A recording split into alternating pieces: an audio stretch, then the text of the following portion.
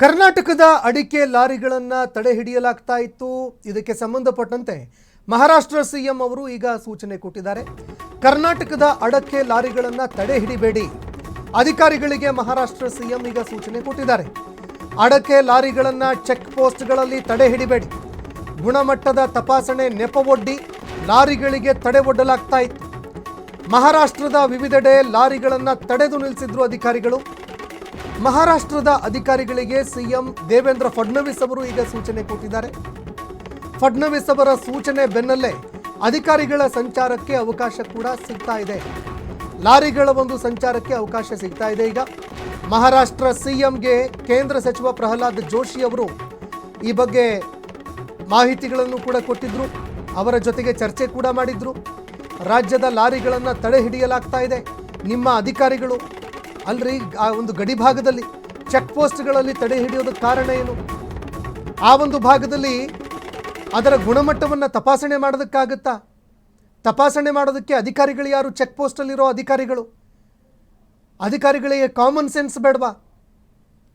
ಅಲ್ರಿ ಅದರ ಒಂದು ಕ್ವಾಲಿಟಿಯನ್ನು ಟೆಸ್ಟ್ ಮಾಡುವಂಥವ್ರು ಯಾರು? ಯಾವ APMCಗಳಿಗೆ ಅಥವಾ ಮಾರುಕಟ್ಟೆಗಳಿಗೆ ಹೋಗಿ ಮಾರಾಟವನ್ನು ಮಾಡ್ತಾರೆ ರೈತರು, ಅಲ್ಲಿ ಕ್ವಾಲಿಟಿ ಟೆಸ್ಟ್ ಆಗುತ್ತೆ. ಅವರು ತಗೋಬೇಕೋ ಬೇಡವೋ, ತಗೊಂಡ್ರು ಎಷ್ಟಕ್ಕೆ ತಗೊಳ್ಬೇಕು ತಗೊಳ್ಬಾರ್ದು ಇದೆಲ್ಲವನ್ನೂ ಕೂಡ ಅವರು ಡಿಸೈಡ್ ಮಾಡ್ತಾರೆ. ಆದರೆ ಚೆಕ್ ಪೋಸ್ಟ್ಗಳಲ್ಲೇ, ಅಂದರೆ ಆ ಒಂದು ಗಡಿ ಭಾಗದಲ್ಲಿ ಎಂಟರ್ ಆಗುವಂತಹ ಚೆಕ್ ಪೋಸ್ಟ್ಗಳಲ್ಲೇ ಲಾರಿಗಳನ್ನು ತಡೆ ಹಿಡಿಯಲಾಗ್ತಾ ಇತ್ತು. ಇದರಿಂದ ರೈತರು ಕೂಡ ಫುಲ್ ಗರಂ ಆಗಿದ್ದರು. ಇದೀಗ ಪ್ರಹ್ಲಾದ್ ಜೋಶಿ ಅವರು ಈ ರೀತಿ ಮಾಡುವಂಥದ್ದು ಸರಿಯಲ್ಲ, ಯಾರು ನಿಮ್ಮ ಅಧಿಕಾರಿಗಳಿದ್ದಾರೆ ಅವ್ರಿಗೆ ಸೂಚನೆ ಕೊಡಿ, ನೀವು ತಲೆ ಕೆಟ್ಟಿದೆಯಾ ಅಧಿಕಾರಿಗಳಿಗೆ ಅಂತ ಪ್ರಹ್ಲಾದ್ ಜೋಶಿ ಅವರು ಮಾತನಾಡಿದ್ರು. ಅದಾದ ನಂತರದಲ್ಲಿ ಇದೀಗ ಕೊನೆಗೂ ದೇವೇಂದ್ರ ಫಡ್ನವೀಸ್ ಅವರು, ಮಹಾರಾಷ್ಟ್ರ ಸಿಎಂ ಅವರು ತಮ್ಮ ಅಧಿಕಾರಿಗಳಿಗೆ ಮಾತನಾಡಿದ್ದಾರೆ. ಸ್ಥಳೀಯ ಅಧಿಕಾರಿಗಳಿಗೆ ಯಾವುದೇ ಕಾರಣಕ್ಕೂ ಕೂಡ ತಡೆ ಹಿಡಿಬೇಡಿ, ನೀವು ಯಾರ್ರಿ ಅದನ್ನು ಕ್ವಾಲಿಟಿ ಟೆಸ್ಟ್ ಮಾಡೋದಕ್ಕೆ? ಅಲ್ಲಿ ಯಾರಿದ್ದಾರೆ ಅಧಿಕಾರಿಗಳು ಆ ಒಂದು ಮಾರುಕಟ್ಟೆಗಳಲ್ಲಿ, ಅವರು ಟೆಸ್ಟ್ ಮಾಡ್ತಾರೆ. ಖರೀದಿ ಮಾಡಬೇಕಾ ಬೇಡವಾ ಅವರು ಮಾಡ್ತಾರೆ. ಅದನ್ನು ತಡೆ ಹಿಡಿಯೋದಕ್ಕೆ ನಿಮಗೆ ಅವಕಾಶ ಕೊಟ್ಟಿದ್ದು ಯಾರು ಅಂತ ಚಳಿ ಬಿಡಿಸಿದ್ದಾರೆ. ಇದೀಗ ಕರ್ನಾಟಕದ ಒಂದು ಲಾರಿಗಳಿಗೆ ಮಹಾರಾಷ್ಟ್ರ ಪ್ರವೇಶಕ್ಕೆ ಅವಕಾಶ ಮಾಡಿಕೊಡಲಾಗಿದೆ ಅನ್ನೋ ಮಾಹಿತಿಗಳು ಲಭ್ಯವಾಗ್ತಾ ಇದೆ. ಹೀಗಾಗಿ ಈಗ ರೈತರು, ಅಡಕೆ ಬೆಳೆದಿರುವಂತಹ ರೈತರು ನಿಟ್ಟುಸಿರು ಬಿಡುವಂತಾಗಿದೆ. ಕೊನೆಗೂ ಇದೀಗ ತನ್ನ ಮೊಂಡುತನವನ್ನು ಅಧಿಕಾರಿಗಳು ಪಕ್ಕಕ್ಕಿಟ್ಟಿದ್ದಾರೆ. ರಾಜ್ಯದ ಲಾರಿಗಳಿಗೆ ಪ್ರವೇಶ ಮಾಡೋದಕ್ಕೆ ಅವಕಾಶವನ್ನು ಮಾಡಿಕೊಟ್ಟಿದ್ದಾರೆ. ಈ ರೀತಿ ಪದೇ ಒಂದು ಕಡೆ ಅಲ್ಲಿಯ ಶಿವಸೇನೆ, ಅದೇ ರೀತಿಯಾಗಿ ಬೇರೆ ಬೇರೆ ಸಂಘಟನೆಯ ಪುಂಡರ ಒಂದು ಕಾಟ, ಮತ್ತೊಂದು ಕಡೆಯಲ್ಲಿ ಅಧಿಕಾರಿಗಳೂ ಕೂಡ ಅದೇ ರೀತಿಯಾಗಿ ಪುಂಡಾಟಿಕೆಯನ್ನು ಮೆರಿತಾ ಇದ್ದರು. ಅದಕ್ಕೆ ಇದೀಗ ಎರಡು ಭಾಗದ ನಾಯಕರು ಮಾತನಾಡಿ ರೈತರ ಸಮಸ್ಯೆಯನ್ನು ಬಗೆಹರಿಸಿದ್ದಾರೆ. ಇದೀಗ ಅಡಕೆ ಬೆಳೆಯನ್ನು ಬೆಳೆದಿರುವಂತಹ ರೈತರು ಸುಗಮವಾಗಿ ತಮ್ಮ ಅಡಕೆಗಳನ್ನು ತೆಗೆದುಕೊಂಡು ಹೋಗೋದಕ್ಕೆ ಅವಕಾಶ ಲಭ್ಯವಾಗಿದೆ.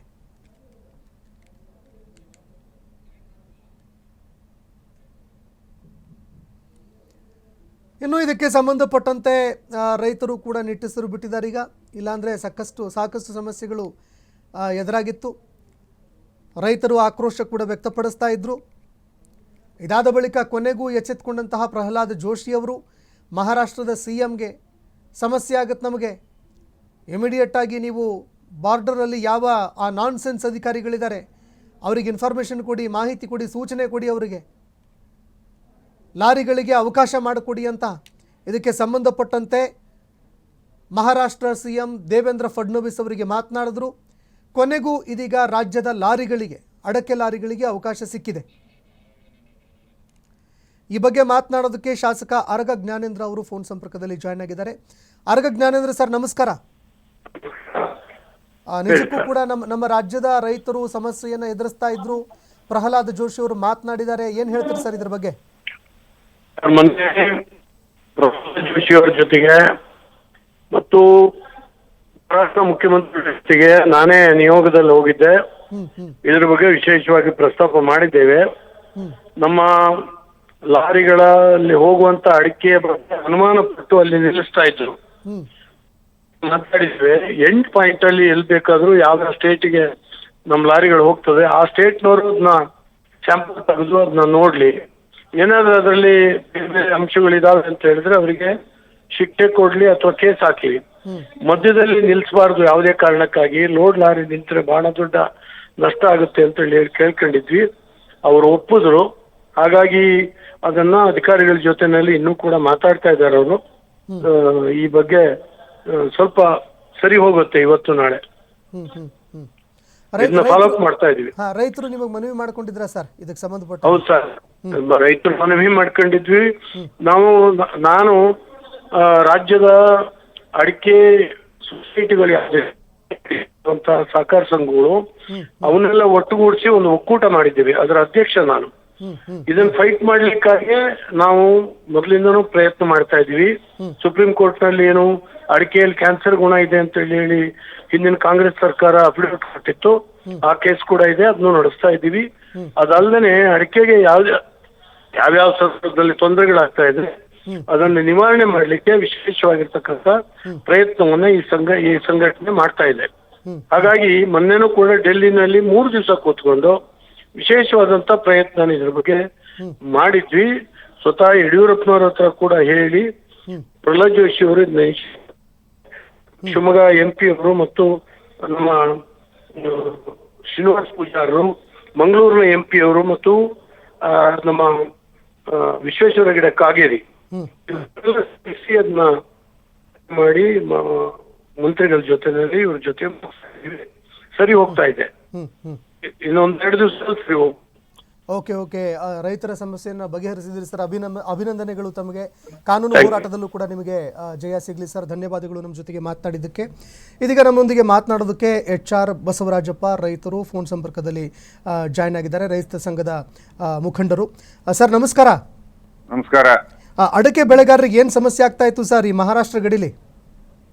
ಮಹಾರಾಷ್ಟ್ರ ಗಡಿಲಿ ಅಷ್ಟೇ ಅಲ್ಲ, ಅಡಕೆ ಬೆಳೆಗಾರರಿಗೆ ಕಾಲಕ್ಕೆ ಈ ತರದ ಸಮಸ್ಯೆಗಳನ್ನ ತಂದು ಒಡ್ತಾ ಇದ್ದಾರೆ. ಅದು ಕೆಲವು ಸಂದರ್ಭದಲ್ಲಿ ವ್ಯಾಪಾರಸ್ಥರು ತಂದೊಡ್ತಾರೆ, ಕೆಲವು ಸಂದರ್ಭದಲ್ಲಿ ಸರ್ಕಾರಗಳು ತಂದೊಡ್ತವೆ. ಅದ್ರ ಅರ್ಥ ಯಾವಾಗ ಅಡಕೆ ಬೆಲೆ ಸ್ವಲ್ಪ ಉತ್ತಮ ಸ್ಥಿತಿಗೆ ಬಂತು ಆ ಹೊತ್ತಿಗೆ ಈ ತರ ಏನಾರು ಒಂದೊಂದು ಸುದ್ದಿ ಬಂದು ಅಡಕೆ ಬೆಲೆನ ಕುಸಿತ ಮಾಡೋದು ಇದು ಬಹಳ ವರ್ಷದಿಂದ ನಡೀತಾ ಇದೆ. ಇಲ್ಲಿ ಮಹಾರಾಷ್ಟ್ರ ಗೌರ್ಮೆಂಟ್ ಆಗ್ಲಿ, ಮಹಾರಾಷ್ಟ್ರ ಗೌರ್ಮೆಂಟಿನ ಅಧಿಕಾರಿಗಳಾಗ್ಲಿ ಹೆದ್ದಾರಿಲಿ ಹೋಗ್ತಕ್ಕಂತ ಅಡಕೆ ನಿಲ್ಲಿಸ್ಲಿಕ್ಕೆ ಅವ್ರಿಗೆ ಕಾನೂನು ರೀತಿಯಲ್ಲಾಗ್ಲಿ ಯಾವುದೇ ರೀತಿಯಲ್ಲಾಗ್ಲಿ ಅವ್ರಿಗೆ ಸಂಬಂಧನೇ ಇಲ್ಲ. ಹೌದು, ಅವರ ರಾಜ್ಯಕ್ಕೆ ಹೋಗ್ತಕ್ಕಂತ ಅಡಕೆ ಆದ್ರೆ ಅವರು ಈಗಾಗ್ಲೇನೆ ಗುಟ್ಕಾ ನಿಷೇಧ ಮಾಡಿದ್ದಾರೆ ಮಹಾರಾಷ್ಟ್ರ ಸರ್ಕಾರ. ಗುಟ್ಕಾ ನಿಷೇಧ ಮಾಡೋದ್ರಿಂದ ಅಡಿಕೆ ಆ ರಾಜ್ಯಕ್ಕೆ ಸಪ್ಲೈ ಆಗ್ತಾ ಇಲ್ಲ, ಅಲ್ಲಿ ಮತ್ತೆ ಪ್ರೋಸೆಸ್ ಆಗ್ತಾ ಇಲ್ಲ ಏನುವ. ಇದು ಹೋಗ್ತಾ ಇರೋದು ನಾರ್ತ್ ಇಂಡಿಯಾಕ್ ಹೋಗ್ತಾ ಇದೆ, ಡೆಲ್ಲಿ ಮತ್ತೆ ಬೇರೆ ಬೇರೆ ಇದಕ್ಕೆ ಹೋಗ್ತಾ ಇದೆ, ಕಾನ್ಪುರ ಬೇರೆ ಕಡೆ ಹೋಗ್ತಾ ಇದೆ. ಇವರಿಗೆ ಯಾವುದೇ ಕಾರಣಕ್ಕೂ ಕೂಡ ನಿಲ್ಲಿಸ್ತಕ್ಕಂತ ಅಧಿಕಾರ ಇಲ್ಲ. ಈಗಾಗ್ಲೇನೆ ಕ್ಯಾಂಪ್ಕೋ ಅಧ್ಯಕ್ಷರು ಅವ್ರನ್ನ ಮಹಾರಾಷ್ಟ್ರ ಮುಖ್ಯಮಂತ್ರಿ ಫಡ್ನವೀಸ್ ಅನ್ನ ಭೇಟಿ ಮಾಡಿದ್ದಾರೆ. ಭೇಟಿ ಮಾಡಿದ್ರೆ ಅವರು ಲಿಖಿತವಾಗಿ ಅಧಿಕಾರಿಗಳಿಗೆ, ಆಹಾರ ಇಲಾಖೆ ಅಧಿಕಾರಿಗಳಿಗೆ ಇದನ್ನ ನೀವು ತಡಿಬಾರದು ಅಂತ ಪತ್ರ ಕೊಟ್ಟಿದ್ದಾರೆ. ಪತ್ರ ಕೊಟ್ರು ಕೂಡ ಆ ಅಧಿಕಾರಿ ದರ್ಪದಿಂದ ಮುಖ್ಯಮಂತ್ರಿ ಮಾತನ್ನೇ ನಿರ್ಲಕ್ಷ್ಯ ಮಾಡ್ತಾನೆ ಅಂತ ಅಂದ್ರೆ ನಾವಿವತ್ತು ಮಹಾರಾಷ್ಟ್ರದ ಮುಖ್ಯಮಂತ್ರಿಯವರಿಗೆ ತಮ್ಮ ಮೂಲಕ ಒತ್ತಾಯ ಮಾಡೋದು, ಆತನ ಮೊದಲು ಕಾನೂನು ಬಾಹಿರವಾಗಿ ನಡ್ತಕ್ಕಂತ ಆ ವ್ಯಕ್ತಿನ ಆ ಇಲಾಖೆಯಿಂದ ಕಿಕ್ ಮಾಡಿ ಆ ವ್ಯಕ್ತಿ ಬಗ್ಗೆ ಪೂರ್ವಾಪರ ನಾವು ಆಲೋಚನೆ ಮಾಡಿದ್ವಿ. ಯಾವುದೇ ಇಲಾಖೆ ಹೋದ್ರು ಆತ ಇದೇ ರೀತಿ ನಡ್ಕೊಳ್ತಾ ಇದ್ದಾರಂತೆ. ಯಾವ ಮುಖ್ಯಮಂತ್ರಿ, ಯಾವ ಮಂತ್ರಿ, ಯಾವ ಅಧಿಕಾರಿಗಳಿಗೂ ಕೂಡ ಇದಾಗ್ತೆ, ಉನ್ನತ ಮಟ್ಟದ ಅಧಿಕಾರಿಗಳು ಸೊಪ್ಪಾಗ್ತೆ ನಡ್ಕೊಳ್ತಾ ಇದ್ದಾನೆ ಅಂತ ನಮಗೆ ಸುದ್ದಿ ಬಂದಿದೆ. ಆದ್ರಿಂದ ಅವರು ಕಾನೂನು ಪ್ರಕಾರ ಕೆಲಸ ಮಾಡ್ಲಿ, ನಮ್ದೇನ್ ಅಭ್ಯಂತರ ಇಲ್ಲ, ಬದ್ಧವಾಗಿ ಕೆಲಸ ಮಾಡಕ್ಕೆ ಅಧಿಕಾರಿಗಳು ಇರೋದು. ಆದ್ರೆ ಅವನಿಗೆ ಅದನ್ನ ಲಾರಿ ತಡೆಯೋದು, ಅಡಕೆ ಲ್ಯಾಬಿಗೆ ಕಳಿಸೋದು, ಅದರಲ್ಲಿ ಏನಿದೆ ನೋಡೋದು ಅಂತಕ್ಕಂಥದ್ದು, ಅವನ ಹೆದ್ದಾರಿಲಿ ಹೋಗ್ತಕ್ಕಂಥ ಲಾರಿ ತಡೆದು ಮಾಡ್ತಕ್ಕಂಥದ್ದು ಅವನ ಕಾರ್ಯ ವ್ಯಾಪ್ತಿಯಲ್ಲಿ ಬರಲ್ಲ.